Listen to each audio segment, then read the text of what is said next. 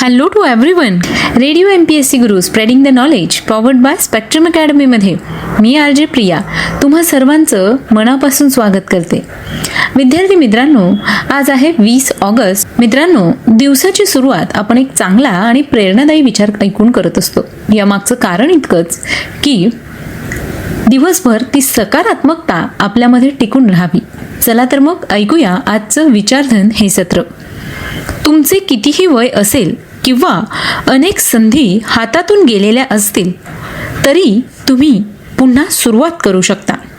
विद्यार्थी मित्रांनो, बऱ्याचदा आपण विचार करत बसतो की आता माझं वय झालंय, मला ही गोष्ट आवडते पण मला ही गोष्ट आता करायला जमणार नाही.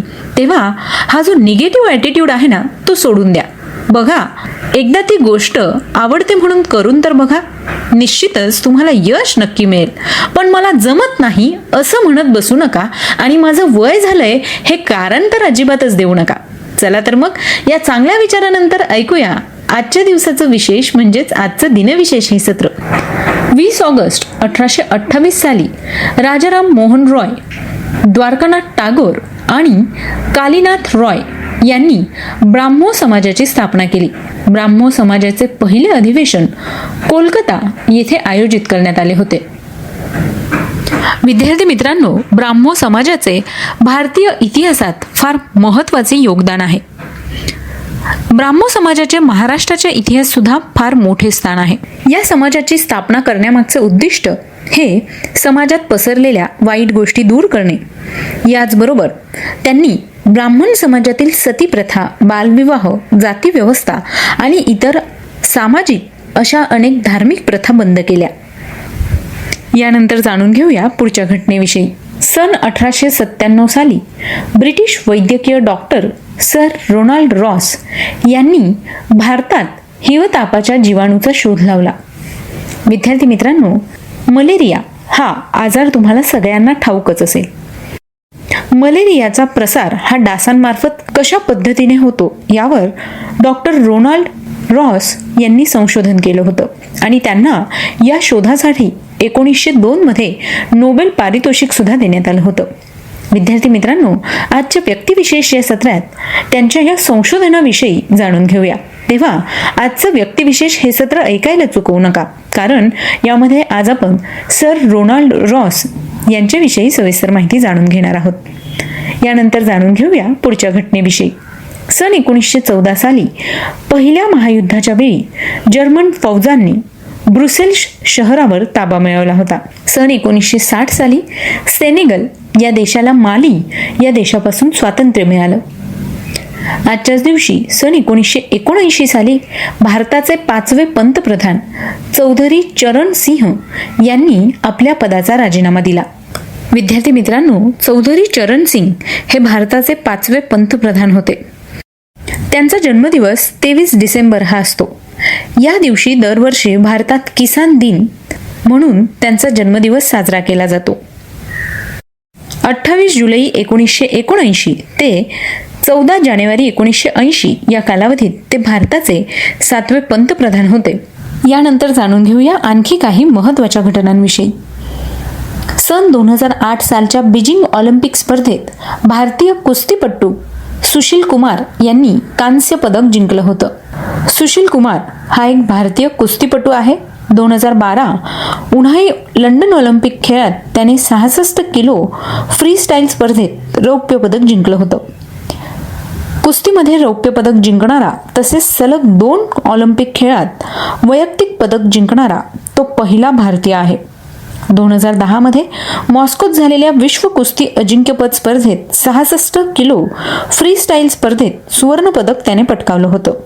याचबरोबर 2008 बीजिंग ऑलिम्पिक स्पर्धेत फ्री स्टाईल स्पर्धेत त्याने कांस्य पदक पटकावलं होतं.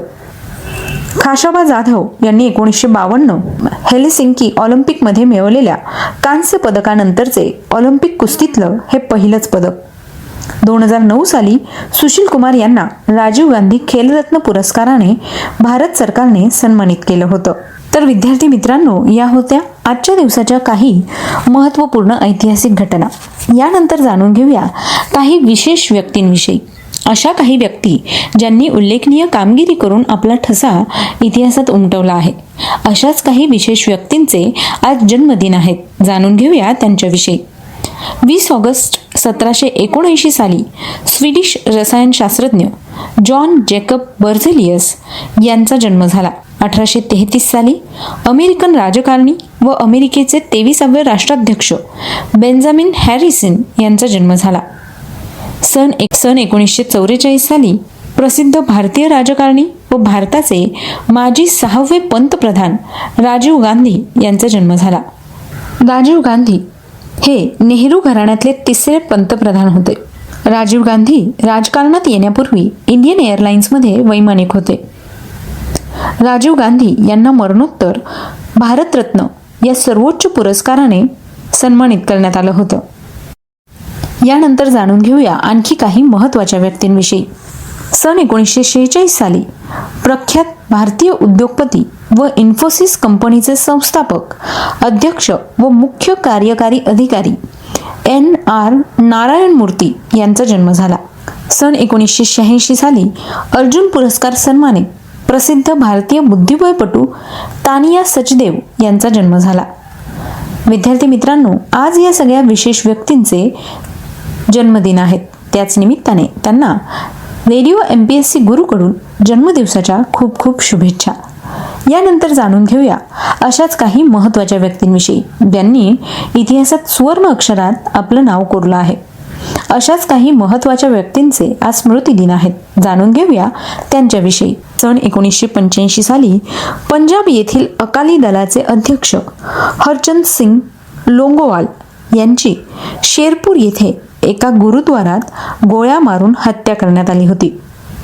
सन 2013 साली पद्मश्री पुरस्कार सन्मानित महाराष्ट्र अंधश्रद्धा निर्मूलन समितीचे संस्थापक, सामाजिक कार्यकर्ते व लेखक तसंच साधना या साप्ताहिकाचे संपादक डॉक्टर नरेंद्र दाभोळकर यांची पुणे येथे गोळ्या मारून हत्या करण्यात आली.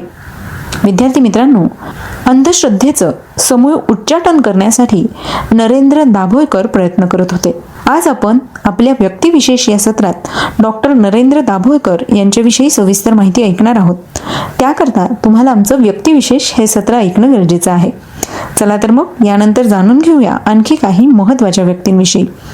सन 2013 साली भारतीय ज्योतिर्भास्कर, लेखक, इतिहासकार, अभ्यासक व उद्योजक जयंत सायगावकर यांचं निधन झालं. विद्यार्थी मित्रांनो, कॅलेंडर म्हटलं की आपल्यासमोर सर्वप्रथम नाव येतं ते म्हणजे कालनिर्णयचं. तुम्हा आम्हा सर्वांच्या घरी वापरलं जाणारं कालनिर्णय. या कालनिर्णयाचे संस्थापक व संपादक होते ते म्हणजे जयंत सायगावकर. हे मराठी ज्योतिषतज्ञ, लेखक, पत्रकार आणि उद्योजक होते. कालनिर्णय या सुमारे 9 भाषातून निघणाऱ्या आणि केवळ मराठी भाषेतच 48 लाख प्रतींचा खप असलेल्या वार्षिक दिनदर्शिकेचे संस्थापक आणि संपादक होते. कालनिर्णय ही दिनदर्शिका आणि पंचांग 1973 पासून प्रकाशित होत आले आहे. महाराष्ट्र ज्योतिष विद्यापीठाने त्यांना विद्या वाचस्पती डिलीट ही बहुमानाची पदवी दिली आहे. याचबरोबर महाराष्ट्र कला निकेतन तर्फे सांस्कृतिक कार्यासाठी त्यांना महाराष्ट्र रत्न पुरस्कार देखील दिला गेला आहे. तेव्हा विद्यार्थी मित्रांनो, आज या सगळ्या विशेष व्यक्तींचे स्मृतिदिन आहेत. त्याच निमित्ताने त्यांना रेडिओ MPSC गुरुकडून विनम्र अभिवादन. Stay tune to radio MPSC Guru, spreading the knowledge, powered by Spectrum academy.